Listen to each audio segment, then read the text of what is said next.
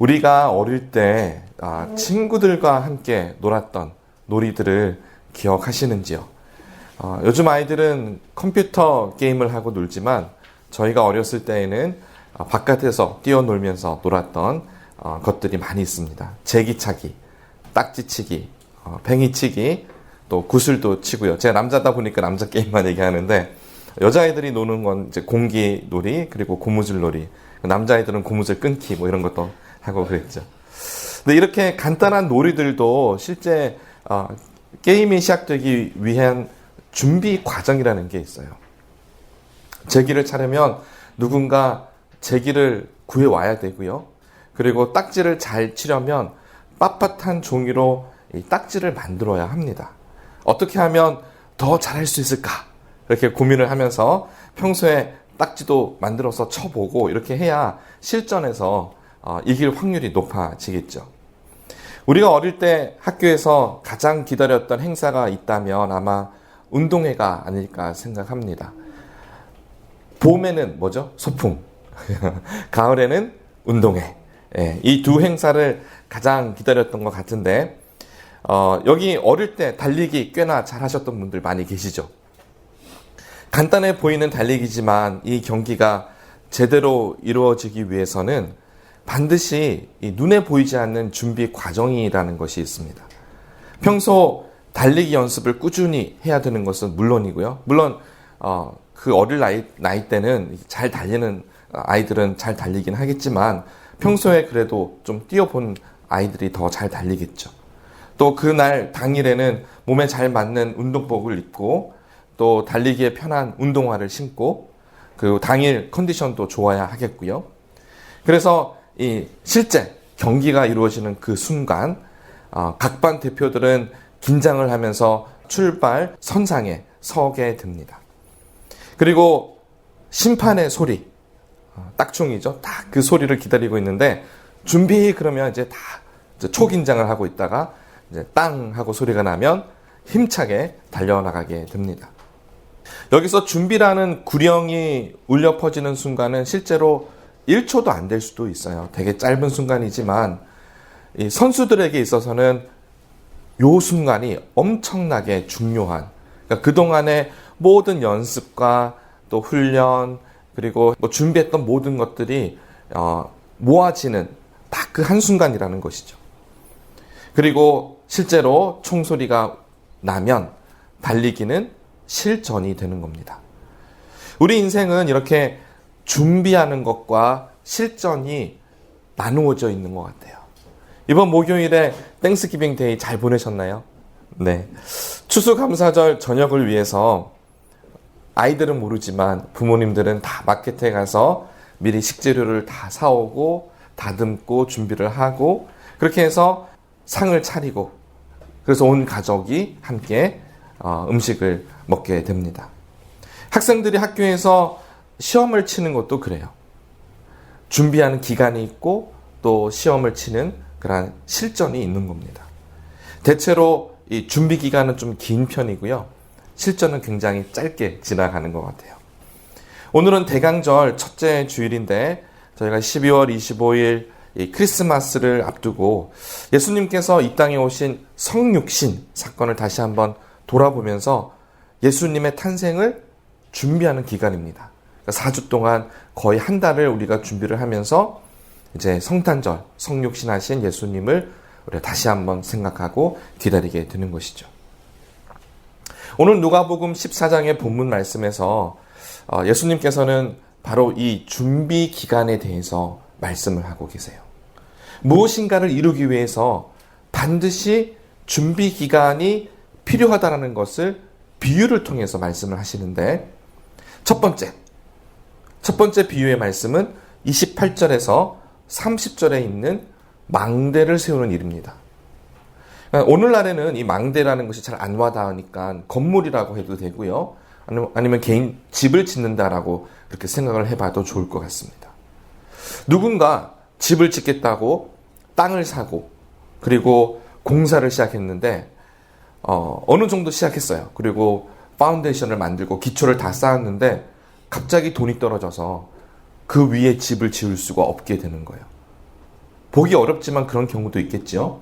하지만 그렇게 준비성이 없이 집을 짓는 사람이 세상에 누가 있겠습니까? 갑자기 닥쳐오는 어떤 일을 해결하지 못해서 그럴 수는 있다고 해도 처음부터 돈도 없는데 집을 짓는 사람은 없다라는 것이죠.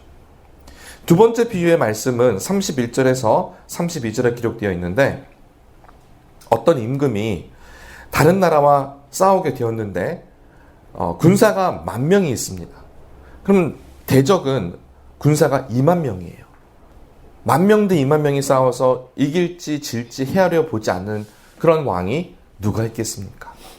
오히려 질 것 같으면 화친을 요청하겠죠. 예수님께서 이렇게 두 가지 비유의 말씀으로 사람들에게 전하고 싶었던 것은 바로 예수님의 제자가 되기 위해서 우리가 해야 하는 준비 과정이 있다라는 것을 알려주기 위해서예요. 우리가 예수님의 제자가 되기 위해서 반드시 행해야 하는, 거쳐야 하는 준비 과정이 있는데 바로 오늘 본문 25절에서 27절에 있습니다. 우리 함께 읽겠습니다. 25절에서 27절. 수많은 무리가 함께 갈새 예수께서 돌이키사 이르시되 물은 내게 오는 자가 자기 부모와 처자와 형제와 자매와 더욱이 자기 목숨까지 미워하지 아니하면 능히 내 제자가 되지 못하고 누구든지 자기 십자가를 지고 나를 따르지 않는 자도 능히 내 제자가 되지 못하리라. 예수님께서 공생의 동안에 사역을 하실 때 많은 사람들이 예수님을 따랐습니다. 치유를 받고자 혹은 무엇인가 가르침을 받고자 예수님을 따랐겠죠. 여러분 아시는 오병이어의 기적을 봤을 때 남자만 5,000명이라고 했는데 당시 예수님을 만나기 위해서 얼마나 많은 사람들이 쫓아다녔는지 상상해 볼 수가 있죠. 하지만 그 많은 사람들이 모두 예수님의 제자가 된 것은 아닙니다. 그 중에서 12명의 사도들, 또 여자들, 그리고 70명의 제자들, 보냄을 받은 70명, 그리고 우리가 오순절 마가 다락방에서 기도했던 120명의 제자들을 생각해 보면 그 정도 숫자가 아니었을까. 정말 목숨까지도 아끼지 않고 예수님을 쫓았던 제자들, 그 수많은, 정말 예수님을 그 당시에 만났던 사람들이 수만 명이 될 거예요. 근데 그 중에서 진짜 제자가 되었던 사람은 그 정도, 120명 정도가 아닐까 생각을 해봅니다. 오늘 본문에서는 이 수많은 무리들에게 제자가 되는 길에 대해서 알려주고 계세요.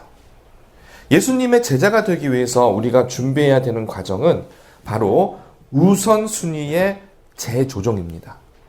26절에서 우리가 우선순위로 삼고 있는 것들을 나열하고 있습니다. 부모님, 우리 삶에서 너무너무 중요합니다. 가족들, 배우자, 자녀들 중요합니다. 형제와 자매 중요하죠.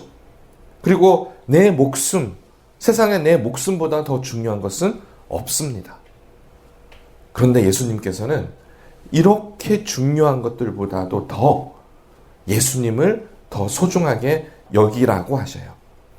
그리고 예수님을 가장 소중하게 여기는 자여야 예수님의 제자가 된다라고 말씀을 하십니다.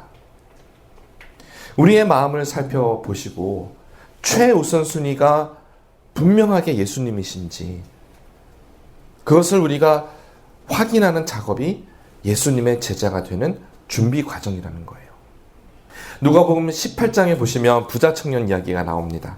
젊어서 관리가 된 세상적으로 보았을 때는 부족함이 없는 너무나 소유가 많고 그리고 관리였으니까 세상에서 출세를 한 거잖아요. 거기다 어릴 때부터 모든 계명을 열심으로 지켰고 참 올바른 사람이었습니다. 마가복음을 보시면 예수님이 이 부자 청년을 보시고 사랑하시니 정말 예수님께서는 이 청년을 아주 아끼셨어요. 그래서 얼마나 이 괜찮은 이 청년을 보시고 예수님이 말씀을 하셨냐면 나를 따라 오라고 분명히 제자가 되는 어떤 그 길을 제시를 하셨던 거죠. 하지만 청년은 예수님의 제자가 될 수가 없었습니다. 왜냐하면 예수님을 최우선순위에 둘 수 없었기 때문이에요. 그가 가진 재산이 예수님보다 더 소중했기 때문에 이 부자 청년은 예수님을 쫓아갈 수가 없었습니다. 오늘 본문 33절을 또 보십시오. 이와 같이 너희 중에 누구든지 자기의 모든 소유를 버리지 아니하면 능히 내 제자가 되지 못하리라. 혹자는 이렇게 말합니다. 아니, 예수님도 잘 섬기고 세상에 재물도 가질 수 있지 않습니까? 하지만 마태복음 6장 24절에서 예수님이 하신 말씀은 한 사람이 두 주인을 섬기지 못할 것이니 혹 이를 미워하고 저를 사랑하거나 혹 이를 중히 여기고 저를 경히 여김이라. 너희가 하나님과 재물을 겸하여 섬기지 못하느니라. 예수님보다 더 소중한 것은 이 세상에 없습니다 라고 하는 이 부분을 아주 확실하게 하는 것이 우리가 예수님의 제자로 살아가는 준비 과정인데, 우리의 최우선순위에 예수님 외에 다른 것이 무엇이라도 있다면 우리는 그것을 내려놓아야 합니다. 심지어 내 목숨마저도 내려놓을 수 있어야 합니다. 예수님이 내 소유보다, 내 목숨보다, 내 가정보다 더 중요한 것을 내가 확인했을 때, 그런 결단이 내 안에 섰을 때 비로소 우리는 예수님의 제자가 되는 것입니다. 준비, 땅 하고 달리기가 이렇게 시작이 되는 것처럼 내 안에 우선순위가 잘 정립이 되고 예수님이 최우선순위에 서 있을 때 우리는 이 세상을 예수님의 제자로 살아가는 겁니다. 그러니까 이게 만약에 정립이 안 되면 우리는 이 세상을 예수님의 제자로 살아간다고 할 수 없는 거죠. 제가 한국에서 사역을 했을 때입니다. 압구정에 있는 한 교회에서 제가 영어권 예배를 담당했었는데, 그때 외국인들을 모아서 성경 공부를 했던 적이 있습니다. 백인도 있었고 흑인도 있었고 물론 영어를 배우고 싶어하는 한국인들도 있었고요. 그래서 다양한 인종의 사람들이 모여서 함께 영어로 성경 공부를 했었는데, 그중에 한 백인이 있었는데 공군 장교였어요. 대령이었던가 그랬던 것 같아요. 근데 미국에 있었으면 주류 사회에서 굉장히 잘 나가는 그런 사람이었는데, 물론 한국에 잠시 왔겠죠. 한국으로 와서 보니 본인이 외국인이라는 거예요. 그래서 그게 굉장히 불안했다라고 저에게 말했던 것을 기억을 합니다.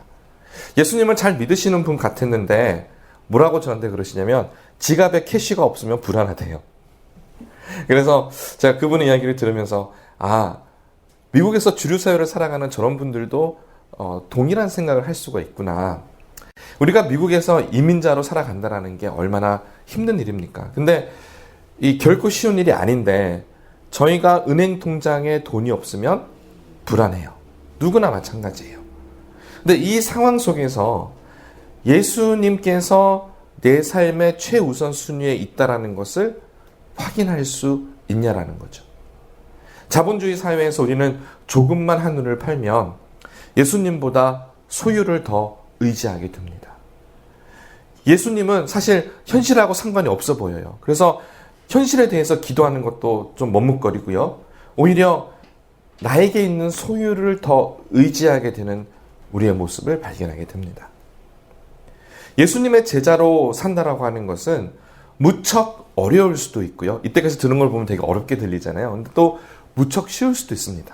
먼저 쉬운 방법을 말씀드릴게요. 가장 쉬운 방법은 어린아이들처럼 아무 생각이 없으시면 됩니다. 그게 제일 쉬운 방법이에요.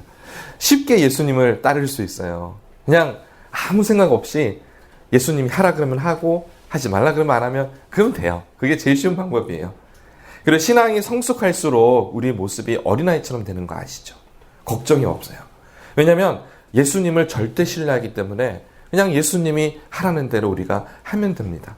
그러다 보면 소유에 대한 집착도 사라지고 그렇게 우리가 살아가게 되는 것이죠. 근데 아직 내가 그 정도로 쉬운 방법으로 예수님을 따라가는 게 저는 이 존재 자체가 복잡한 사람이에요. 그런 사람들도 있잖아요. 그래서 제가 그런 사람들을 위해서 오늘 또 다른 말씀을 준비를 했습니다. 나는 단순하기 힘들다. 그런 사람들은요, 내 미래에 대해서 생각을 해 보시길 바랍니다. 첫 번째는요, 히브리서 9장 27절에서 28절입니다. 제가 읽어드릴게요. 한 번 죽는 것은 사람에게 정해진 것이요 그 후에는 심판이 있으리니 이와 같이 그리스도도 많은 사람의 죄를 담당하시려고 단번에 들이신 바 되셨고 구원에 이르게 하기 위하여 죄와 상관없이 자기를 바라는 자들에게 두 번째 나타나시리라. 여기에서 우리가 뭐를 볼 수 있냐면 우리 모든 사람들이 한 번은 죽는 거예요. 근데 죽음이 미래의 끝이 아니라 그 뒤에 또 뭐가 있는데 그것은 심판이라고 합니다. 우리를 기다리고 있는 것은 죽음 이후의 심판이라는 것이죠. 그런데 여기서 그리스도께서 많은 사람의 죄를 담당하시려고 초림이에요. 예수님이 2000년 전에 이 땅에 오셨던 그 초림을 말씀하시는 것이고요. 자기를 바라는 자들에게 두 번째 나타나신다라고 하신 이 말씀은 예수님의 재림에 관한 거예요. 그래서 예수님의 재림이 있고 나서 심판이 있겠구나라고 하는 것을 우리가 알 수가 있죠. 우리가 살아가는 이 세상이 준비 과정이라고 말씀을 드렸습니다. 예수님이 하신 말씀이에요. 이 세상에서 예수님을 만나고 이 세상에서 예수님을 주라 고백하고 이 세상에서 예수님이 내 삶의 주인 되심을 인정하는 것. 그랬을 때 우리는 심판을 벗어나 영생에 이르게 되는 겁니다. 그러니까 우리가 살아가는 이 인생이 이게 끝이 아니라 이게 실전이 아니라 이 이후에 있을 영생을 준비하는 짧지만 준비 과정이라고 생각을 하시면 오히려 우리가 이 세상을 어떻게 살아가야 되는지 알게 되는 것이죠. 그래서 두 번째 또 말씀을 또 드리는데 고린도전서 15장 51절과 52절의 말씀입니다. 보라 내가 너희에게 비밀을 말하노니 우리가 다 잠잘 것이 아니요 마지막 나팔의 순식간에 호련히 다 변화되리니 나팔 소리가 나매 죽은 자들이 썩지 아니할 것으로 다시 살아나고 우리도 변화되리라. 예수님이 재림하시면 우리가 부활을 하게 됩니다. 그리고 이제 나중에 백부자 심판이 있겠지만 그것도 다 패스가 되는 것이죠. 왜요? 예수님이 우리를 위해서 십자가에서 죽으셨기 때문에 그것을 믿는 우리들에게는 부활이 또 영생이 우리에게 주어지는 미래가 되는 겁니다. 이 세상에서 우리가 예수님의 제자로 산다라고 하는 것은 또 다른 준비 과정이에요. 예수님의 제자가 되는 것. 그래서 내가 살아가는 것은 미래의 영생과 부활을 향한 하나님의 약속이세요. 그래서 이 땅에서 보통 사람들이 생각하는 것처럼 성공하고 잘 먹고 잘 사는 것, 그래서 노후를 잘 준비를 해서 내 여생을 잘 마치고 남은 내 모든 유산을 자녀들에게 보내는 그것이 이 세상의 전부가 아니라는 거예요. 그게 우리의 인생의 모습이 아니라 우리가 이 땅에서 어떻게 살았냐고 하는 이 준비 기간을 통해서 마지막 때 예수님의 재림 때에 부활과 영생을 우리가 어떻게 살아갈 것인가를 볼 수 있다는 것이죠. 예수님의 재림의 때에 하나님의 나팔 소리가 울린다라고 오늘 제 말씀을 드렸어요. 그럼 그때 우리가 다 부활하게 되는데 저는 이것이 준비 땅 하는 달리기의 그 소리와 같다라고 생각을 합니다. 우리가 준비가 되는 연습 기간이 다 지난 후에 언제 예수님이 재림하실지 모르지만 그래도 깨어있는 자들은 안다라고 되어 있어요. 우리가 깨어있고 준비되어서 정말 하나님의 나팔 소리가 울려 퍼지는 바로 그때에 우리는 주님과 함께 또 부활하는 또 영생을 살아가는 새로운 우리의 미래가 열리게 된다라는 것이죠. 이를 위해서 우리는 이 땅에서 잘 살아야 됩니다. 정말 잘 살아야 돼요. 준비해야 됩니다. 뭐를 준비해야 되죠? 제자로서 살아가는 걸 준비해야 되는데 제자라고 하는 것이 오늘 예수님의 말씀처럼 하나님의 주권을 인정해야 하는 거예요. 우선순위에서 절대로 예수님이 뒤로 밀려서는 안 됩니다. 무엇보다 예수님이 가장 최우선에 있어야 돼요. 내가 소유를 버린다라고 하는 것, 소유는 버렸는데 여전히 내가 제일 위에 있다면 그건 별 의미 없는 소유의 버림이에요. 이거는 완전히 주권이 뒤바뀌어야 돼요. 내가 더 이상 주인이 아니라 주객이 바뀌어서 예수님이 주인이 되셔야 되는 거예요.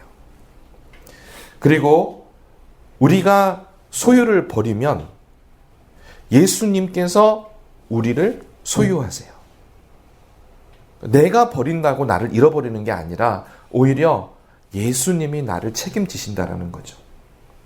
그리고 이렇게 날마다 하나님의 주권을 인정하는 것이 영생을 준비하는 우리의 모습이 되는 것입니다. 사랑하는 성도 여러분, 우리에게 주어진 하루하루는 하나님의 선물입니다. 나에게 주어진 이 하루가 내 영원하고 잇대어 있는 나의 미래의 부활과 영생하고 관련이 있는 현재라고 한다면 여러분 오늘을 어떻게 사시겠습니까? 정말 영생을 준비하는 하루여야 하는 거예요. 하루도 우리가 낭비할 수가 없어요. 너무 아깝잖아요. 그리고 영생을 준비한다라고 하는 것은 이 땅의 소유에 대한 집착을 내려놓고 예수님이 원하시는 것, 정말 주님의 뜻, 먼저 그의 나라와 그의 의를 구하고 최우선 순위를 하나님에게 드리는 것, 그것이 바로 영생을 준비하는 삶입니다. 예수님께서 만왕의 왕이시고 만주의 주라고 우리가 입을 열어 고백을 한다면 실제 우리 삶의 매일의 모습에 이 부분이 나타나야 해요. 그러니까 주일날 우리가 예배를 드리는 이 순간뿐만이 아니라 24/7 우리가 24시간 그리고 일주일 내내 내가 주인이 아니라 예수님이 나의 주인이 되시는 그 부분을 우리가 계속해서 살아내야 한다는 겁니다. 소유에 집착하는 순간 그 소유가 내 삶의 주인이 되어버립니다. 그래서 소유를 버려야 합니다. 그리고 내 삶의 참 주인, 진정한 주인은 예수님밖에 없습니다.